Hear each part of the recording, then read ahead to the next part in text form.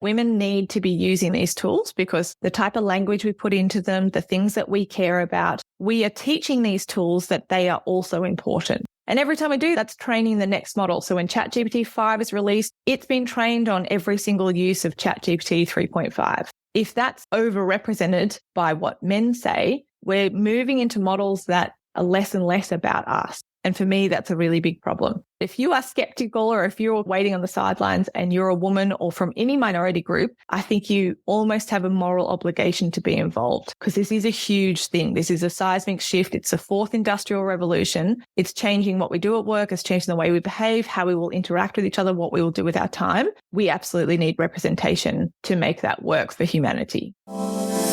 Welcome to Authentic AI for Entrepreneurs, the podcast that shows you how to leverage the power of AI technology without wasting your time or selling your soul.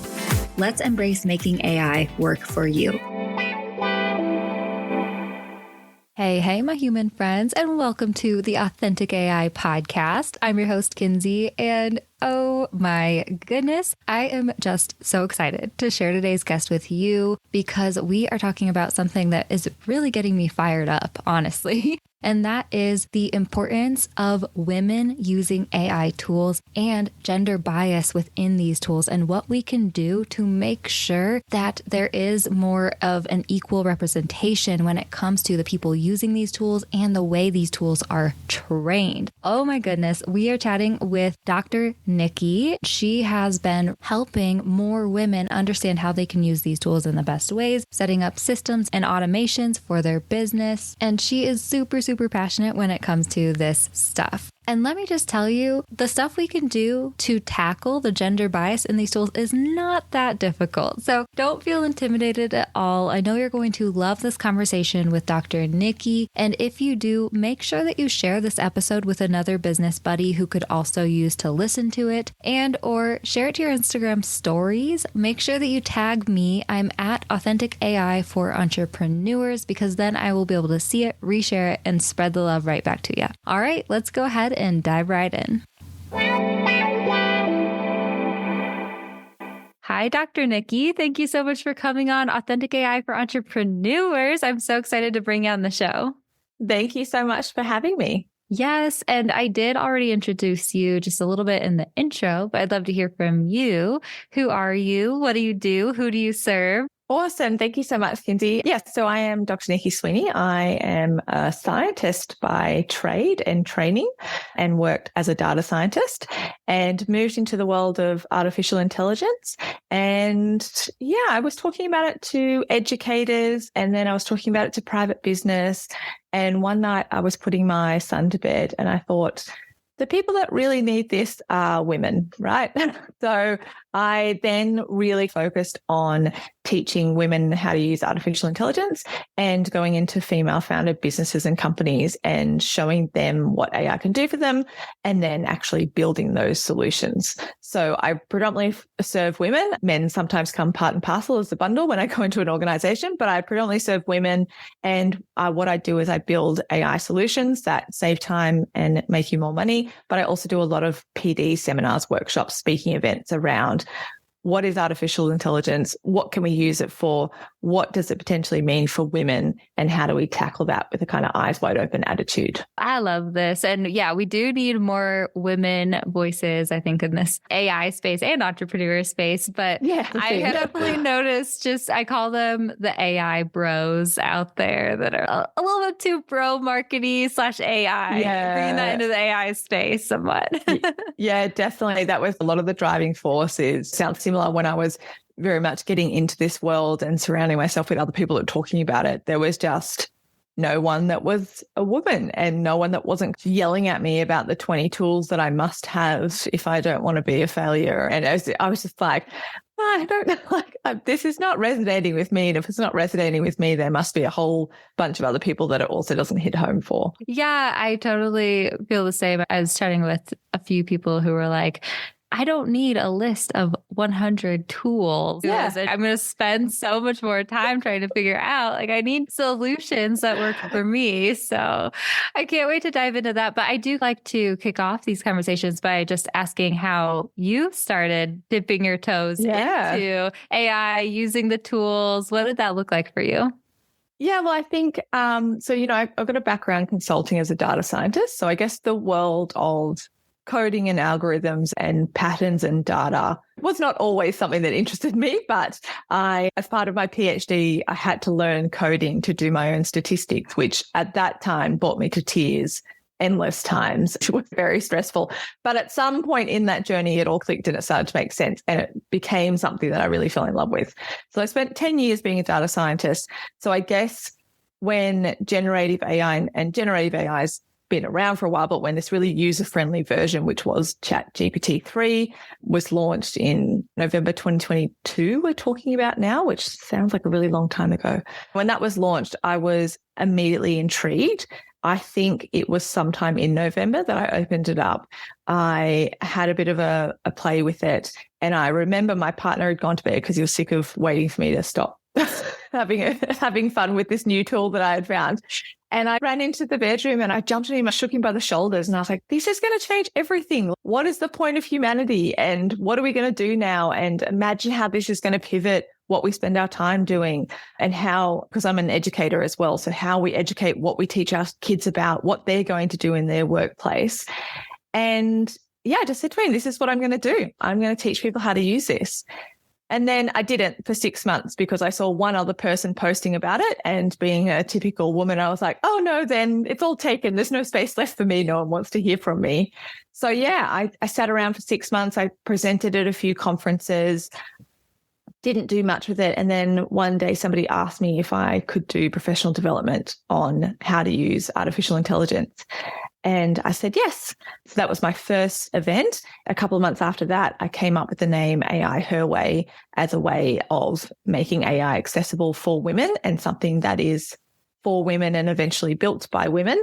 I gave up my 9 to 5 earlier this year and I'm full-time in the business. I've got about 8 contractors working for me at the moment and 2 staff. So it's really taken off and it's really something that is fulfilling for me and it makes me feel like I'm making a difference in that space because I'm really passionate about gender equality and helping women, but nerding out on coding and algorithms and understanding how these things work kind of ticks all the boxes for me. Oh my goodness. Yes. Congrats. That is so awesome. Thank you. So let's talk about these AI solutions that you are creating. What are some of those main solutions or workflows or integrations that you're seeing? Yeah. So what we focus on in my particular business is using a lot of low code platforms. We use platforms like Make, Cassidy, Respell. There's ones called Bardeen. There's another one called Relevance. Depends what's most fit for the job. But the reason we focus on that is because part of the way we work is that I always want to hand it over to somebody in the team of the people that I'm building it for. So again, I don't like the gatekeeping of we're an IT or a tech development company. And so if we build you something, we have to keep it and own it and only we can fix it because that drags out the cost. And the point of AI is it's meant to be more accessible. It's meant to level the playing field. So we focus on those sorts of platforms for businesses so that we can hand it over to somebody on the team and give them management and ownership of it after it's built. And it really varies. The way we do it is we go in and we talk about all the systems and processes and the customer or the client journey. And then because often people don't know what AI can do, right? So then we say, okay, this is what's possible in this space. This is how we can save you time. This is how we can streamline things. Let's go and build those things. But for example, some of the things we build, they might be super simple. Like it might be that the owner in the business is the one that does all the social media and the blogging and the newsletters, but she's doing that at 11 p.m. at night on a Thursday because there's no time in the business otherwise. And so we build automations that will look for relevant news every single week on the internet, that will look at what's trending in social media in that particular niche, draws that together with a particular social media strategy, makes a plan and drafts the content and then sends that to the owner for review or drops it in a Google Drive folder for someone to review and then sends an email notification that it's ready. So it just takes out that sort of onus on this is another thing I have to do, and it's not the best use of my time. But then we also build really sophisticated things. So for some allied health companies, we go in and we actually build them automations that pull together various parts of reporting and can listen to clinician appointments and can transcribe, and they pull together internet information and doctors' reports and parent reports and the clinical reports, and they put them together in the way that the clinician needs them for review. So in those sorts of circumstances, sometimes we're saving them 10, 11 hours of work per client. Anything, I basically explain it like anything that you could delegate to somebody, any process that you can explain from start to finish. I am a very visual person, so I love planning things out with colored Post-it notes. If you can draw a colored Post-it note map of that process, chances are you can build an AI solution to take care of a lot of it for you. And that's what we do. Yeah. Oh, I love this. So it does sound like you use coding for most projects in a way, but like just lower level coding and stuff. Are there any like already built tools that you love to go to if someone isn't totally coding adept or doesn't really have that knowledge as far as AI tools? Yeah. Look, like a lot of those platforms that I mentioned, they are visually based. So they'll have, you can drag and drop, say if you want it to trigger off when you drop a new file in Google Drive, there'll be a big symbol that's like a Google Drive, and you just set it to when there is a new file. But I totally get that even that can be really quite daunting when you open it up and you're like, oh God, I don't know how to fit all the things together. The other thing is I use large languages models a lot. I predominantly at the moment use Claude and ChatGPT still. I was using Gemini for a bit there, but then it started to have to be funny. I don't know. I don't know if you find this as well, but this is the thing with these things. Like you use one and it's great, and then all of a sudden one day it gives you really weird answers and you're like, oh, honey, you're having a moment. I'll just give you a few days. I'll come back. Totally. There's a lot of that, the reducing of workload if you know how to use those things properly. So again, a lot of the time that I speak talking to people is just how to use those tools.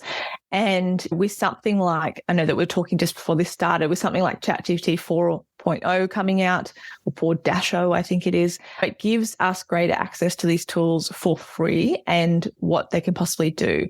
Some of my favorite uses of those sort of extra functionalities is I use the voice function on it as my personal assistant. So before the day starts and at the end of the day, I'll download what needs to be done, what's happening in the business. And I use that AI voice assistant to organize my day, to time block, to prioritize, to tell me what the things are that I need to focus on, right? And then I also have custom chats set up. So if you know how to prompt properly and really describe your context, your business, what you expect, what the task is that you're focused on, what examples of that task look like to you, I've got custom GPTs built.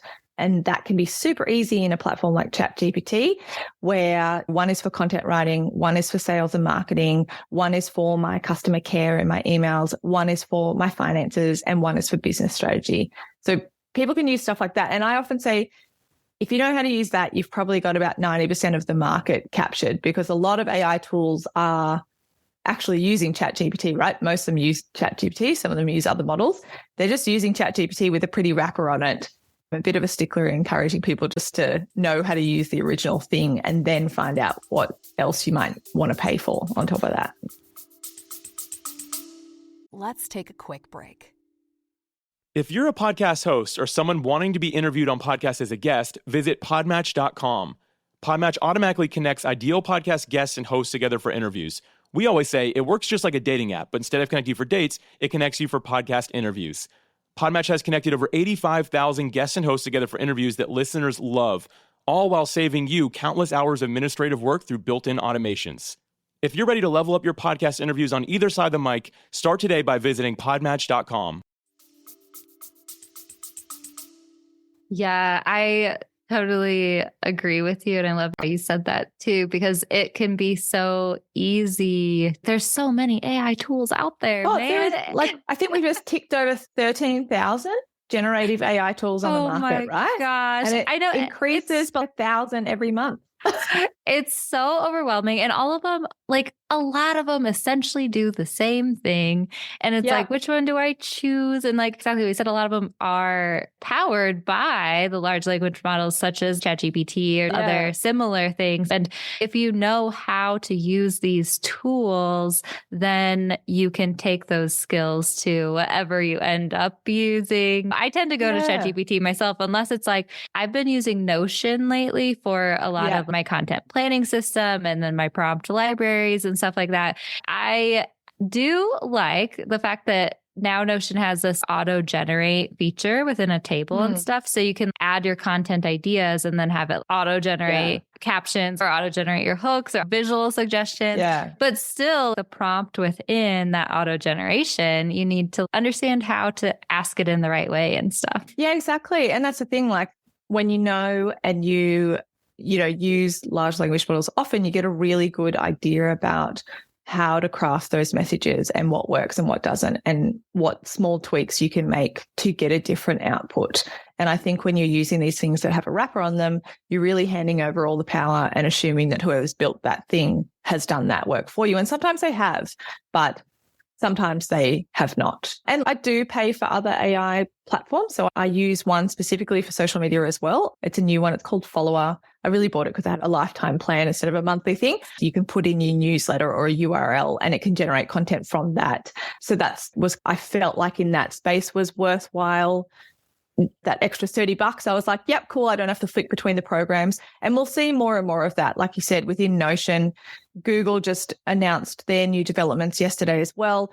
It's pointing to all of the companies really want less friction between using generated AI and whatever the output is. I think very soon it will be quite seamless into everything that we use, because they don't want you going and finding another provider and accessing this tool as a side thing. They want to build it into everything we're already doing so that we stop even noticing that it's there. Which was already happening somewhat until ChatGPT became mainstream. So it's so funny to me how many people are like, I realized I've been using AI tools for years. I didn't know. But yeah, it's so funny what you were saying too, though. I was talking to my students about this yesterday. I feel like I'm maybe somewhat of a control freak in a way, if I want to throw that out there. I don't know, but I like to be able to train my ChatGPT. I like to be able to use the exact instructions that I want. I like to tell it exactly what my brand voice is. I can't really just go with like the template, like use a friendly casual voice or I'm like, no, but you need to know my authentic AI voice. And like who exactly I'm talking to and even then, right? Like I'm sure you're exactly the same. Like even then you get to the point and you're like, yeah, it's still not quite right. Yep. There is very few occasions where I'm like, yep, cool, that's bang on. I'm going to use that. Like a lot of the time it's thanks for doing the heavy lifting, but you're still missing that key kind of human element or exactly the way that I would phrase it, or you've used the word deep dive too many times and I can just tell. Totally. I try to say this all the time because I do think that I feel like just transparency about this stuff and adjusting our expectations is so important. Like I still have never to this day fully copy pasted something from ChatGPT that it produced into an email or social media caption. But you know what is funny? I was having our final live training for a course yesterday and I was like having ChatGPT write a caption just as an example and stuff. I was going to show how I go in and tweak it. And I was like reading it. I don't know if it's the 4.0 model now, but I was like reading it. I'm like, okay, guys, actually, like this is, that's great. For what I would change here for the first time ever. But have you played around with the 4.0 model yet? So I was using it yesterday just to see. I think the one thing I really noticed was probably the speed in terms of how quickly it responded. And I also felt like it was a little bit more nuanced in its response. Like it was a little bit more in depth. I don't know, because sometimes I feel like with ChatGPT, I explain to people that it's like an eager 17-year-old intern. Like it wants to work for you. Yes. It's pretty switched on. It has no idea about anything really, though. It just talks the talk. But I also say that like a 17-year-old, if you offer it to go home early, it will always say yes, right? So if you give it an out to give you a shorter, more vanilla answer, it will. I felt like playing with 4.0 yesterday maybe it's a 19-year-old now. It went that extra little mile. I'm actually running a session on it next week. I'll be doing a whole bunch more playing with it across those other modalities as well to see how they've changed from 4. Yeah. It's so much faster. It's like 3.5 speed almost with like extra turbo. And the answer. Yeah. And I did feel like it was almost eager. It kept jumping ahead. It wasn't just trying to like predict the next word. It felt like it was trying to predict the next task for me more so than GPT-4, which was really interesting. And yeah, I cannot wait for them to start rolling out the simultaneously Omni mode, because exactly like you said, talking to it at the end of the day, I was using that sporadically just because it felt clunky, but it's going to make everything so much more seamless. Yeah, exactly. And like that part of it as well, I think that's also when, you know, I hope that people are really conscious about the way they use that too, because I think when we start to add voice and expression to things, they become anthropomorphized, right? So we view them as human, or it's a lot easier to view them as human because they sound like us and they express like us, and we can read emotion into that expression. And I think when I do AI training, I always start with ethics and safety and bias. I'm like, I know the horse is bolted and you've all used it, but really before you should use it, you should know all these things. And I'm really big on that. And I think one of those things that is hard for people to grasp is that these models don't actually know what they're saying. They don't interpret what they're giving us as language that has any meaning. They've been taught patterns of code, right? And you know, it's neural network coding. So they've been taught to stick little bits of code together that should probably go together because the person that coded them told them that's what usually goes together. They have no idea that it has meaning or language or sincerity, or that it could be a good idea or a bad idea, or that it's crossing a line or it's not crossing a line, right? It's just been taught to do that thing. And I think when we have voice and when it's going to be that seamless, that's going to be harder to keep in mind. So, you know, this is everyone's call to arms to just be aware that it is not human. And even if she or he or they sound excited, it actually has no idea what that means to be excited. Yeah, I know. It is going to become harder and harder in that way to like, it's a great idea to continually remind yourself and align yourself with how you want to use these tools and the way you view them. I always, even just using ChatGPT 3.5, I'm always telling people, guys, it can be very convincing that it is right. Yeah, exactly. And not even just giving you non-factual information, which we know that it can sound very convincing. But I have this example that last year I used to have a kind of a process where I'd take some inspiring pieces from other people on LinkedIn. They'd be part of my kind of content generation. So I'd take all these bits and pieces and I'd have this model trained on, this is my particular audience. Can we pull out bits and pieces that would resonate with them? And then we're going to revamp them with my particular brand and with my particular slant. And one morning, it was my daughter's birthday. I promised her that I was going to take the morning off and make her pancakes. So I thought before she comes into my room, I will just quickly do my regular post to LinkedIn, and I copied and pasted, right? I didn't look because I was like, I don't have time, and it usually works pretty well, so it's fine. And then as I'm whipping up the batter of pancakes, I get this message from this woman that I really admire that's in my industry. And she goes, Nici, I just saw your post on LinkedIn. She's like, would you mind either attributing that to me or taking it down? And I died because the model had very closely drawn examples that sounded exactly like hers, right?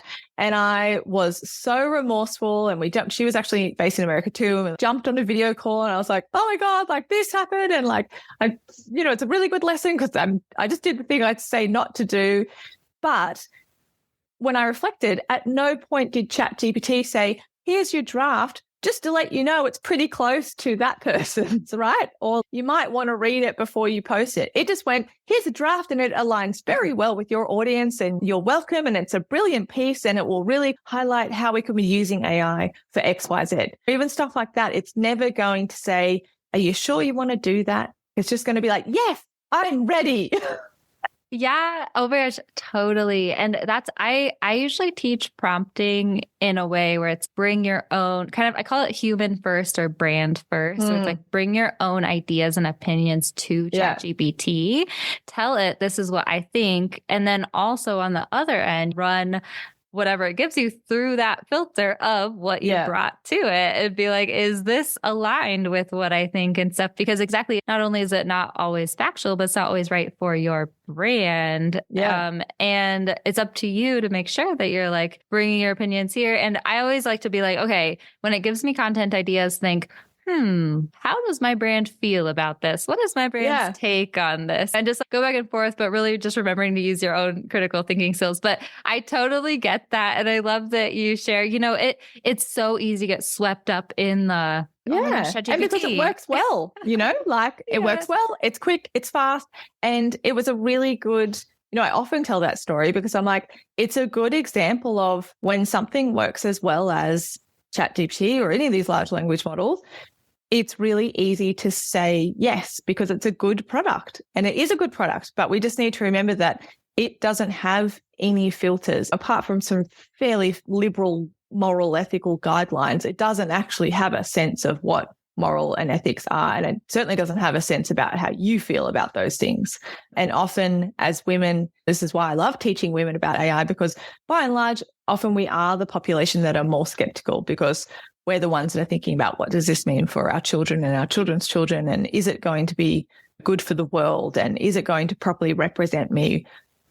Even the data suggests by and large, we're much more concerned about those sorts of things. But it's also what makes us good users because we think about those things more consciously and just don't do what I did that one time. But I think at this point, I've sent probably tens of thousands of messages to ChatGPT. So one screw up isn't too bad. Oh, no, not at all. Not at all. I really appreciate you bringing up this. And I know that you said you love to discuss bias within the platforms. Can you share anything that we should be thinking about on a regular basis? There is bias in these models across the board, really. But I guess the one that I get passionate about is the bias against women and the bias in terms of gender equality with these things, because I am a woman, right? So I think just awareness about all the different layers that are in there working against women and why we need to be conscious consumers, but also why we need to be involved, right? Like we said, women aren't building AI, so it starts from there. There's used to be in the 80s and 90s, I think it's now about 78% of machine learning developers are men, right? So we've got a huge proportion that's been built by one kind of cohort in the world. Then we've also got this whole thing that women don't have access to the internet as much as men. And then we have the thing that women aren't building AI, so they're not making decisions about what data's involved. They're not making decisions about how these things work. And then we're also not the ones using it. So even if you have access to the internet, men are still twice as likely to be using AI in a work setting as women. And of the top 50 AI tools, men are also twice as likely to be using those AI tools compared to women. And that, to me, is really scary because we've been talking about all the cool things it can do. Again, the numbers suggest that if you use even something just like ChatGPT, let alone the 13,000 other tools out there, if you use that daily, that gives you about a 40% increase in productivity, which if people don't have a numbers brain, that's 2 days of work extra a week, right? And so we have this situation right now where more men are getting 2 days more of work done. We're only one generation into the point where we don't have to quit work when we get pregnant, right? We are still fighting for equal opportunity. We're still fighting to be seen in the same light. We're still fighting to be recognized for promotions and for the next opportunity, let alone if you get into the entrepreneur world. None of us hit 6 figures, let alone 7 figures. Women don't get VC funding. All those sorts of things that already work against us. And then you add this superhuman thing where every guy just got an intern that works for 2 days a week for free and does pretty good output, and women aren't capitalizing on that. So for me, that's a huge problem. And it's, instead of a threat, I really do see it as a call to arms. Women need to be using these tools because they deserve the leverage as well, but also because we are by and large conscious consumers. And when we use these tools, the type of language we put into them, the things that we care about, the things that we talk about, we are teaching these tools that they are also important. And we're giving them in equal measures to all the things that other cohorts of people might talk about, right? And I'm not saying that everything that men feed into it is trash, but it's just different. It's just different to what women are going to talk about and what women are going to say. And every time we do, that's training the next model. So when ChatGPT 5 is released in your summer, our winter, it's been trained on every single use of ChatGPT 3.5, right? If that's overrepresented by what men say, we're moving into models that are less and less about us. And for me, that's a really big problem. So I talk about this stuff a lot because I don't think enough people are talking about it, but also because it should be an imperative that if you are skeptical or if you're waiting on the sidelines and you're a woman or from any minority group, I think you almost have a moral obligation to be involved because this is a huge thing. This is a seismic shift. It's a fourth industrial revolution. It's changing what we do at work. It's changing the way we behave, how we will interact with each other, what we will do with our time. We absolutely need representation to make that work for humanity. Oh, yes. I love that so much. And thank you for sharing that with us because there's lots of different sides to this coin. And I love how you brought up all of them. And that was my immediate thought too when we started talking about this was like, this is machine learning. And if we don't go use the machines, then we will be underrepresented, like you said, not to mention just like increasing the gap even more. But man, do you find that the reason that more men are using AI tools than women, are there any specific reasons that you're seeing? A little bit of data around this kind of stuff about what causes that. There's a few different things. So one is that machine learning and coding. I know these things are super user-friendly, but they're still tech, right? So they haven't become ubiquitous and seamless yet. So when they are still in the realm of tech, then by and large in the developed world, or really across the world, but in the developed world, we very much teach our girls that tech is not for them, right? Girls fall out of love with STEM subjects by like the age of 12, 13. They've usually dropped off interest in science and mathematics. Most girls don't think that mathematics and physics and chemistry are subjects that are for girls and women. And that carries through to adulthood. You know, I come from a STEM background. There's huge gender disparities in terms of who is there, what subject you're in. I studied biology. That's the girl subject of science. Like I did a physics class once and I was the only woman in a lecture theatre of like 200. So I stopped going. We have this kind of a legacy value system placed on what is accessible for women. I think that is definitely part of it. I think sometimes women open these tools and think that's overwhelming and it's not for me and it's not built for me, right? So there's one part about that. The other part is that we know that across the board, men also pick up and adopt new tech more quickly. Again, I think that's probably some of this sort of legacy that men are out there and forging the new path and they try the new things because there's not as much fear, right? When you're a man and you fail, the world kind of goes, well, you tried, buddy. If you're a woman and you fail, then everyone's like, well, you're a disappointment and you shouldn't have tried in the first place. So there's a lot of overarching big societal messages that drip down into, you think it's as simple as opening ChatGPT and using it as not, but it's really not for women. And then the other part is I talk to a lot of women and like we were saying, women are more concerned about how it impacts their work. And I think that comes from women have to do twice as much to be noticed. And so we really worry about the ethics around getting something else to do our work because we think we need to do everything ourselves because it has to be perfect. It has to represent us. We have to do it all because everyone has to notice how much effort we put in because we have to validate the reason why we're here and we have to earn this position in the world and we can't have other people do it for us because then what are we doing? And I think that translates to using AI. Definitely the conversations I've had with women, they are more concerned with having something else represent them because they're still trying to be noticed in the first place. Yes. I love this conversation.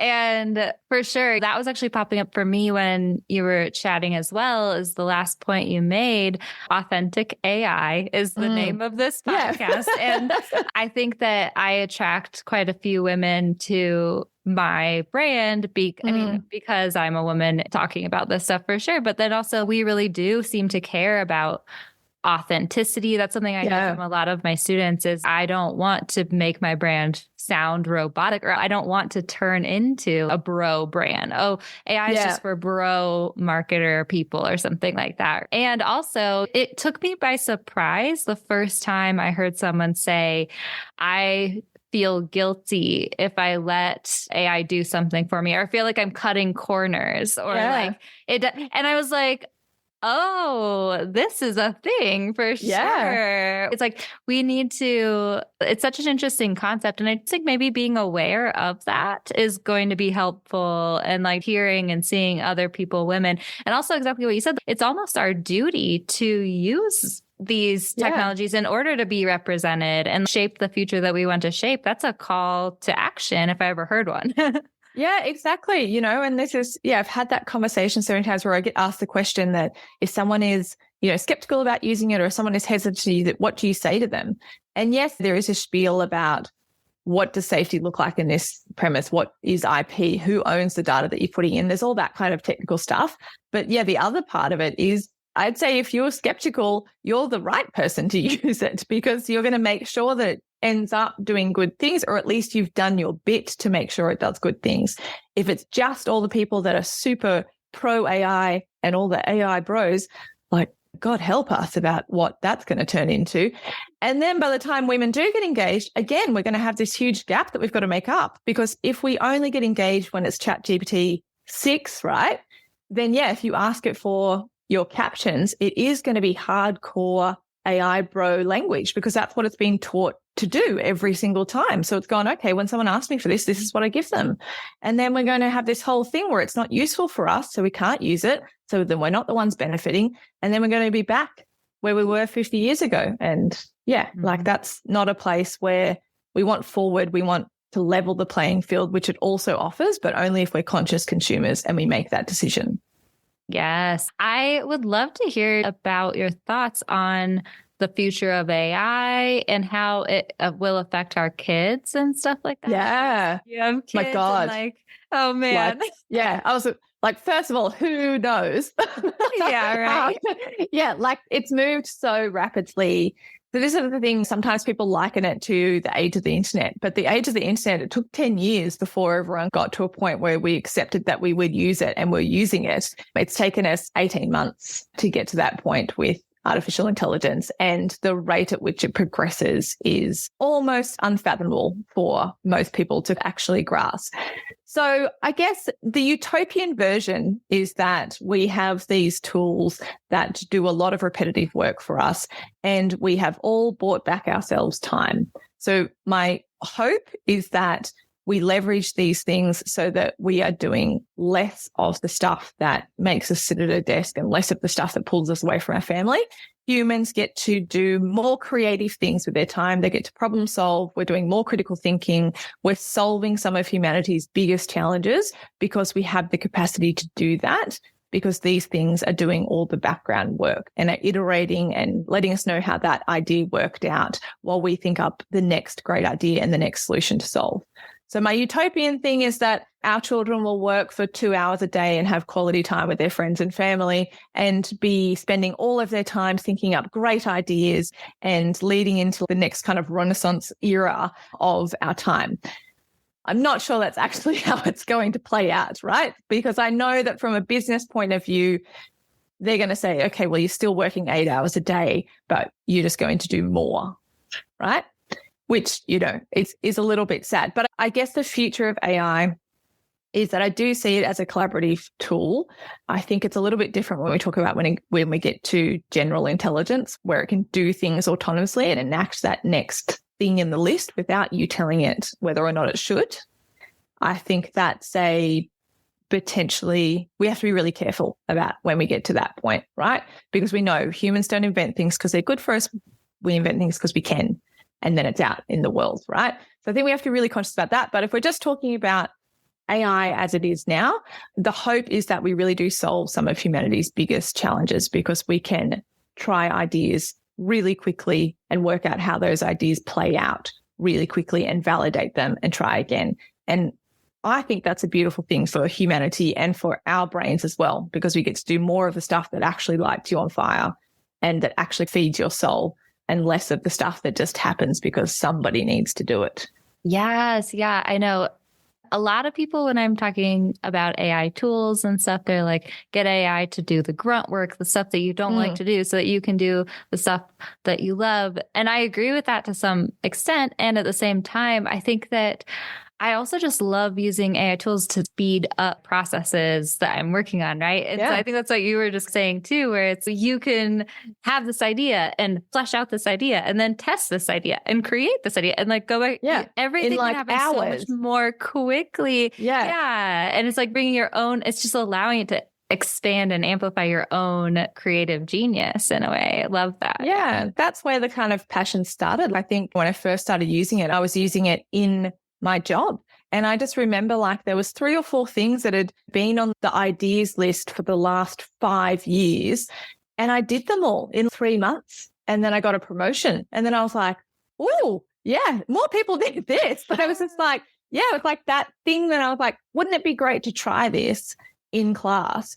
It just meant that, yeah, exactly. You could bring it to life. And that, again, that's why I'm passionate about bringing it to women, because women do good things when they get their ideas out there. And so we should be using AI as a tool for more people, but yeah, more women to launch that idea, to scale that idea, to bring their ideas to the world and to see what that does, because I think that will lift all of humanity up.